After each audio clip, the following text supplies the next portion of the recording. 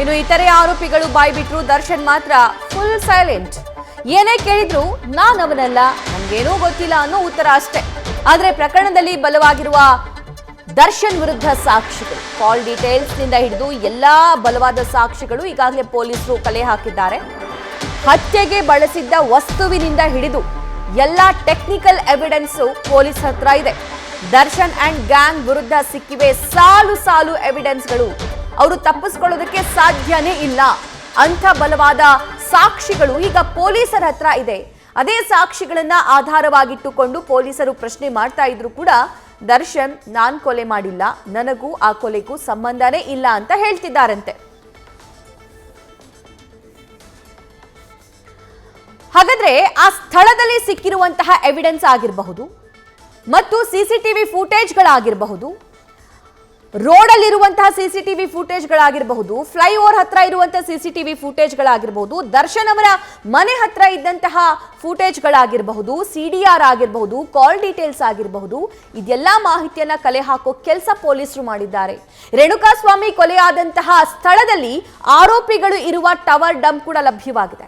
ದರ್ಶನ್ ಮತ್ತು ಪವಿತ್ರ ಗೌಡ, ನಾಗ, ವಿನಯ್ ಸೇರಿ 6 ಮಂದಿಯ ಟವರ್ ಡಂಪ್ ಲೊಕೇಶನ್ ಅನ್ನ ಕಲೆಕ್ಟ್ ಮಾಡಿದ್ದಾರೆ ಪೊಲೀಸರು. ಪೊಲೀಸ್ ಅಧಿಕಾರಿಗಳ ಜೊತೆ ಕೃತ್ಯದ ಬಗ್ಗೆ ಚರ್ಚೆ ಮಾಡಿರುವಂತಹ ಕಾಲ್ ಡೀಟೇಲ್ಸ್ ಕೂಡ ಲಭ್ಯವಾಗಿದೆ. ಯಾವಾಗ ಈ ವ್ಯಕ್ತಿ ಸತ್ತು ಹೋಗ್ತಾನೆ ಆಗ ಪೊಲೀಸರಿಗೆ ಕರೆ ಮಾಡ್ತಾರಂತೆ. ಕೃತ್ಯದ ನಂತರ ಕಾರ್ತಿಕ್, ಕೇಶವ್, ನಿಖಿಲ್ ಕೊಲೆ ಮಾಡಿದ್ದಾಗಿ ಸರೆಂಡರ್ ಕೂಡ ಆಗಿದ್ದಾರೆ. ಏನ್ ಪ್ಲಾನ್ ಆಗಿತ್ತು ಅದರ ಬಗ್ಗೆನೂ ಕೂಡ ಮಾಹಿತಿ ಇದೆ. ಮೃತದೇಹ ಬಿಸಾಡೋದಕ್ಕೆ ತಲಾ 5 ಲಕ್ಷ ನೀಡೋದಾಗಿ ಆರೋಪಿ ದೀಪಕ್ ಹೇಳಿಕೆಯನ್ನ ಕೊಟ್ಟಿದ್ದಾನೆ.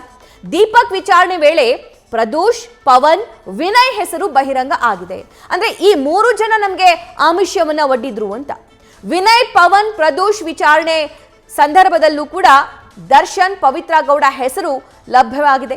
ಇನ್ನು ರೇಣುಕಾಸ್ವಾಮಿ ಅಶ್ಲೀಲ ಮೆಸೇಜ್ ಕಳುಹಿಸಿದ್ದನ್ನ ದರ್ಶನ್ಗೆ ಹೇಳಿದ್ದ ಪವಿತ್ರ, ಆ ಬಗ್ಗೆನೂ ಕೂಡ ಡೀಟೇಲ್ಸ್ ಇದೆ. ವಿಚಾರಣೆ ಸಂದರ್ಭದಲ್ಲಿ ಪೊಲೀಸರ ಎದುರು ಈ ಬಗ್ಗೆ ಹೇಳಿಕೊಂಡಿರುವ ಪವಿತ್ರ ಗೌಡ, ಅಂದ್ರೆ ಮೊದಲಿಗೆ ಅವರಿಗೆ ತಾನೇ ಆ ಅಶ್ಲೀಲ ವಿಡಿಯೋ, ಮೆಸೇಜ್ಗಳು ಎಲ್ಲವೂ ಬಂದಿದ್ದು. ಅದಾದ ನಂತರ ಏನಾಯ್ತು, ಯಾರಿಗೆ ಹೇಳಿದ್ರು, ಈ ಬಗ್ಗೆನೂ ಕೂಡ ಪೊಲೀಸರು ಮಾಹಿತಿ ಕಲೆ ಹಾಕಿದ್ದಾರೆ. ಇನ್ನು ಚಿತ್ರದುರ್ಗದ ದರ್ಶನ್ ಅಭಿಮಾನಿ ಸಂಘದ ಅಧ್ಯಕ್ಷ ರಾಘವೇಂದ್ರನಿಂದ ಕಿಡ್ನಾಪ್ ಮಾಡಲಾಯಿತು, ಏನೇನ್ ಪ್ಲಾನ್ ಮಾಡಲಾಯಿತು, ಬೇರೆ ಯಾರಿಗೆಲ್ಲ ಆಮಿಷ ಒಡ್ಡಲಾಯಿತು, ಅಲ್ಲಿನ ಸಿಸಿಟಿವಿ ಫುಟೇಜ್ಗಳಾಗಿರ್ಬೋದು, ಹೈವೇ ಪಕ್ಕದಲ್ಲಿರೋ ಸಿಸಿಟಿವಿ ಫುಟೇಜ್, ಪೆಟ್ರೋಲ್ ಬಂಕ್ ನಲ್ಲಿರುವಂತಹ ಸಿಸಿಟಿವಿ ಫುಟೇಜ್, ಆ ವ್ಯಕ್ತಿ ಕೊಲೆಯಾದಂತಹ ರೇಣುಕಾ ಕೆಲಸ ಮಾಡ್ತಾ ಇದ್ದಂತಹ ಜಾಗದ ಸಿಸಿಟಿವಿ ಫುಟೇಜ್, ಇದೆಲ್ಲ ಎವಿಡೆನ್ಸ್ ನ ಇಟ್ಕೊಂಡು ಪ್ರಶ್ನೆಗಳನ್ನ ಕೇಳ್ತಾ ಇದ್ದಾರೆ.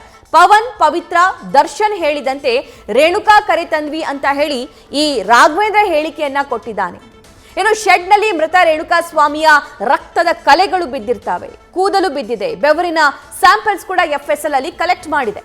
ಆರೋಪಿಗಳ ಫಿಂಗರ್ ಪ್ರಿಂಟ್ ಆಗಿರಬಹುದು, ಫುಟ್ ಪ್ರಿಂಟ್ ಆಗಿರಬಹುದು, ಬ್ಲಡ್ ಸ್ಯಾಂಪಲ್ ಪಡೆದಿದ್ದಾರೆ ಪೊಲೀಸರು. ರೇಣುಕಾ ಫಿಂಗರ್ ಪ್ರಿಂಟ್ಗೂ ಆರೋಪಿಗಳ ಫಿಂಗರ್ ಪ್ರಿಂಟ್ ಮ್ಯಾಚ್ ಆಗಿರುವಂತಹ ಸಾಧ್ಯತೆ ಕೂಡ ಇದೆ. ಯಾಕಂದ್ರೆ ಹೊಡೆದಿದ್ದಾರಲ್ಲ, ಯಾವೆಲ್ಲ ಮಾರಕಾಸ್ತ್ರಗಳಿಂದ ಹಲ್ಲೆ ನಡೆಸಲಾಯಿತು, ಯಾವೆಲ್ಲ ಶಸ್ತ್ರಾಸ್ತ್ರಗಳನ್ನ ಬಳಸಿದ್ರು, ಏನೆಲ್ಲ ವಸ್ತುಗಳಿಂದ ಆತನ ಮೇಲೆ ಹಲ್ಲೆ ಆಯಿತು, ಇದರ ಬಗ್ಗೆನೂ ಕೂಡ ಎವಿಡೆನ್ಸ್ ಪೊಲೀಸರ ಹತ್ರ ಇದೆ. ಕೊಲೆ ನಂತರ ದರ್ಶನ್ಗೆ ನಾರ್ಮಲ್ ಮತ್ತು ವಾಟ್ಸಪ್ ಕಾಲ್ ಮಾಡಿದ್ದಂತಹ ಆರೋಪಿಗಳು, ಒಂದೇ ಲೊಕೇಶನ್ ನಲ್ಲಿ ಆರೋಪಿಗಳ ಮೊಬೈಲ್, ಸಿಡಿಆರ್, ಟವರ್ ಡಂಪ್ ಪತ್ತೆಯಾಗಿದೆ. ಇನ್ನು ರೇಣುಕಾಸ್ವಾಮಿ ಮೇಲೆ ಹಲ್ಲೆಗೆ ಕಟ್ಟಿ ಹಾಕಲು ಬಳಸಿದ್ದ ಮರದ ರೀಪೀಸ್ ಮತ್ತು ಹಗ್ಗ ಕೂಡ ಅಲ್ಲಿ ಲಭ್ಯವಾಗಿದೆ.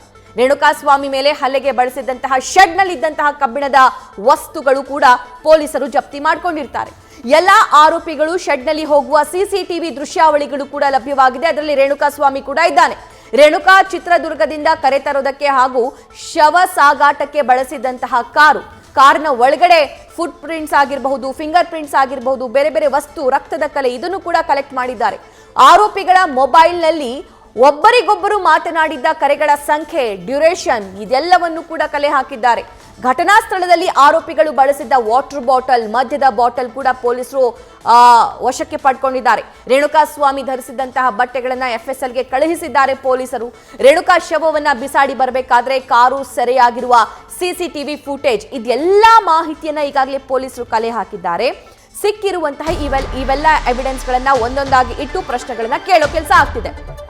ಇನ್ನು ಕಾರ್ಪೊರೇಟರ್ ಕನಸು ಕಂಡವನಾಗಿದ್ದ ಈ ಗ್ಯಾಂಗ್ನ ಒಬ್ಬ ಸದಸ್ಯ, ಬಿ ಗ್ಯಾಂಗ್ನಲ್ಲಿ ಆಪ್ತನಾಗಿ ಗುರುತಿಸಿಕೊಂಡಂತಹ ಪ್ರದೋಷ್, ರೇಣುಕಾಸ್ವಾಮಿ ಕೊಲೆ ಕೇಸ್ನಲ್ಲಿ ಪ್ರದೋಷ್ A14 ಆರೋಪಿಯಾಗಿದ್ದಾನೆ.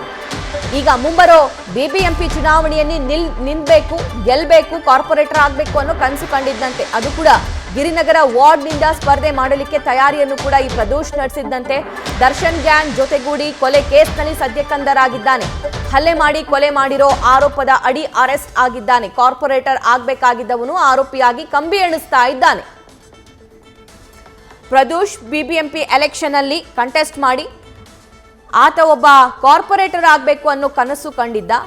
ಆದರೆ ಈ ಕೊಲೆ ಕೇಸ್ನಲ್ಲಿ A14 ಆರೋಪಿಯಾಗಿ ಸದ್ಯಕ್ಕೆ ಪೊಲೀಸರ ವಶದಲ್ಲಿದ್ದಾನೆ, ಪೊಲೀಸ್ ಕಸ್ಟಡಿಯಲ್ಲಿದ್ದಾನೆ.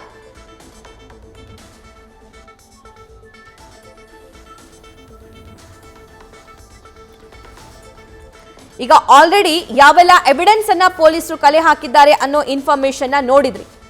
ಎಲ್ಲಾ ಸಾಕ್ಷ್ಯಾಧಾರಗಳನ್ನ ಇಟ್ಕೊಂಡು ಈ ಆರೋಪಿಗಳ ವಿಚಾರಣೆಯನ್ನ ನಡೆಸಲಾಗುತ್ತೆ. 1 to 1 ಅವರನ್ನ ಕೂರಿಸಿಕೊಂಡು ಪ್ರಶ್ನೆ ಕೇಳೋ ಕೆಲಸ ಕೂಡ ಆಗುತ್ತೆ. ಮತ್ತೊಂದು ಕಡೆ ಇದರಲ್ಲಿ ಈ ಪ್ರಕರಣದಲ್ಲಿ A14 ಆರೋಪಿ ಆಗಿರುವಂತಹ ಪ್ರದೋಷ್ ಏನಿದ್ದಾನೆ, ಆತನ ಫೋಟೋವನ್ನ ಸ್ಕ್ರೀನ್ ಮೇಲೆ ಗಮನಿಸ್ತಾ ಇದ್ದೀರಿ ನೀವು. ಆತ ದರ್ಶನ್ ಗ್ಯಾಂಗ್ನಲ್ಲಿ ಆಪ್ತನಾಗಿ ಗುರುತಿಸ್ಕೊಂಡಿದ್ದ.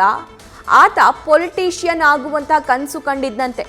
ಗಿರಿನಗರ ಬಿಬಿಎಂಪಿ ಎಲೆಕ್ಷನ್ ನಲ್ಲಿ ಕಾರ್ಪೊರೇಟರ್ ಆಗಬೇಕು ಅಂತ ಕನಸು ಕಂಡವ ಕೊಲೆ ಕೇಸ್ನಲ್ಲಿ ಸಿಕ್ಕಾಕೊಂಡು ಬೇರೆ ಬೇರೆ ಆಮಿಷಗಳನ್ನ ಒಡ್ಡಿ ಪ್ಲಾನ್ ಮಾಡಿ ಈ ಹೆಣ ಬಿಸಾಕ್ ಬಂದು ಸದ್ಯಕ್ಕೆ ಪೊಲೀಸರ ವಶದಲ್ಲಿದ್ದಾನೆ. ಕಂಬಿ ಎಣಿಸ್ತಾ ಇದ್ದಾನೆ, ಪೊಲೀಸ್ ಕಸ್ಟಡಿಯನ್ನ ಎದುರಿಸ್ತಾ ಇದ್ದಾನೆ.